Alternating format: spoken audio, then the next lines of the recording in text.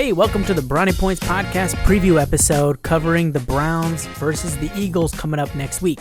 This past week, maybe we were a little too homery. We thought the Browns were going to pull out a win. I said 23-17. You said 24-17.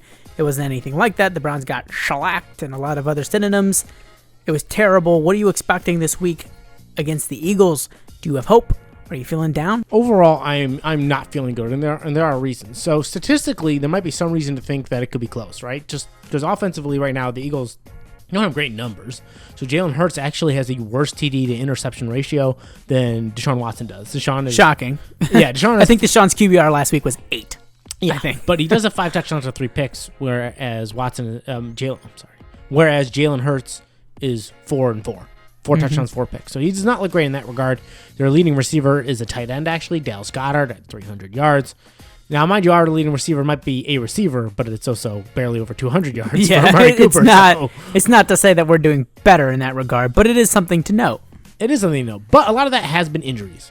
And so this is the downside. The downside is, number one, they're coming off a bye week, which makes them more fresh. Number two, they're coming off a bye week after getting shellacked by the Buccaneers, which means they're not just refreshed. I thought you'd hear that word twice in 5 minutes. Shellacked. Sorry, go ahead. Look at that, expanding people's vocabularies because you don't read, you animals.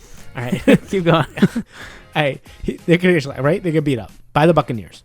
Not only is it annoying to get beat up and you get pissed and you have to sit in a week and stew in it, which makes you want to come out and hit people, but also the Buccaneers are the ones who embarrassed them in the playoffs.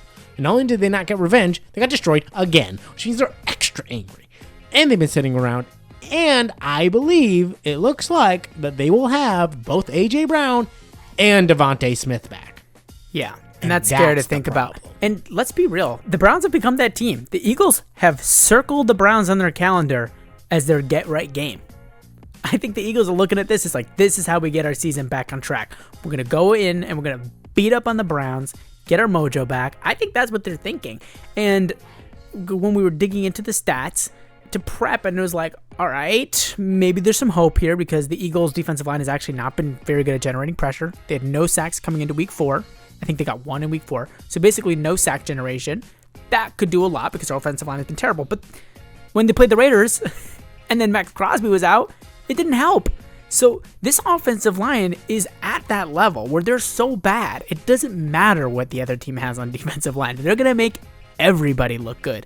So I wouldn't look at that as an indicator of, like an avenue where the Browns could potentially be more successful than you might think because they've been so bad. No. The Browns' offensive line is going to make everybody look good.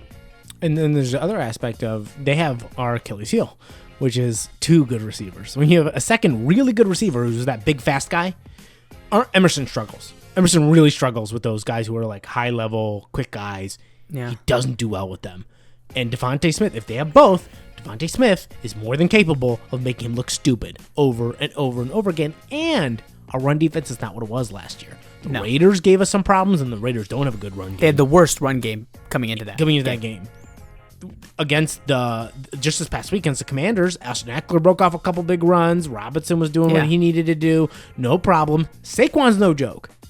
Mm-hmm. Saquon is almost guaranteed to break off a 40-plus yard run against us. And the way we've been playing run defense, maybe a few. So if they're coming back at full strength off a bye with both receivers, with Saquon playing the way he is, as much as they haven't always played well, when they get a chance to really put it back on track, like you've been saying, they're going to circle this game. Yeah, it feels like our defense might put up a fight for a little bit, but the Eagles' defense actually is not that bad. And the weakness on their defense, we could talk about the pass rush, but a lot of it's actually their young secondary, which makes mistakes. But they're also still relatively talented. Quinyon Mitchell is definitely talented. So when you have a quarterback who's inconsistent and only occasionally has good plays, it feels like, okay, well, are you really going to be able to take advantage whenever they give you that opportunity? So it does feel like another game where you're just not going to do that great. You're going to be out a little too much off the field too quickly. And then that's going to allow you to get behind, and then you got to play from behind. And this team is not built to play from behind. Yeah. And I'm afraid that I'm leaning towards a 34-14 kind of game. Yeah. I mean, I don't disagree with that for everything that we talked about. And then additionally, I just want to add on another layer to everything that you were saying, because I agree with all of that. Also, if they play Jalen Hurts the way that they play Jaden Daniels, Jalen Hurts is also really athletic. Jalen Hurts is also going to pull off some big runs. We're going to see some plays where we get pressure, don't handle it properly, he gets space and picks up 20 yards. Or hits an open guy downfield because, obviously corners can only hold for so long. I think we're going to see that. So we're going to see that there. We're going to expect to see that in the run game. They're going to do well. Their defensive line's probably going to get pressure. Deshaun Watson is Deshaun Watson. It's hard to find an avenue where I think this goes well, so I unfortunately have to agree. I think the Browns are on free fall. Last year, this was a team that after a big loss, after an embarrassing loss, they were a good team. So after that, they would come back the next week with a vengeance. This is not that team. And that's clear. This is obviously not the same team as last year, but this team's in free fall. They got embarrassed. They come back the next week. They get embarrassed again.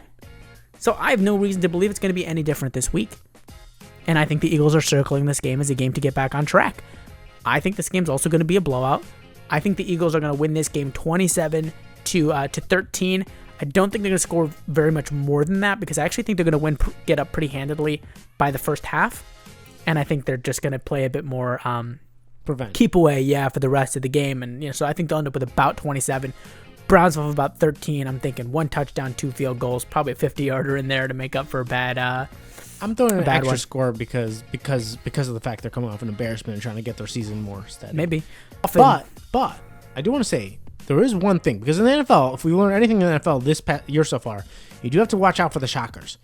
The chance for shocker is if at least one of their receivers is out, and Denzel Ward is playing one-on-one with the other one. And then, they put extra resources in. They play man, put extra resources to stop the run. They have Denzel Ward on the outside, and then their rookies just look like rookies, and there's some time. And Watson actually has one of his better games, which occasionally does have one of his better games. They grit out a 17-14 kind of win. I don't think it's likely. It's not my prediction. Yeah. But I do want to throw out the way that maybe goes right. If they win, it would look something like that. And it would probably require one of them to be injured. I don't think they go in with both receivers healthy. Yeah, I agree. So there you have it. There's our score predictions. Don't let just us look like fools. Go ahead and put your own score prediction down in the comments so we can all laugh together at the end next week. And hopefully it goes well. Hopefully we're horribly wrong. We'll see what happens. We'll see you next week. See you next week.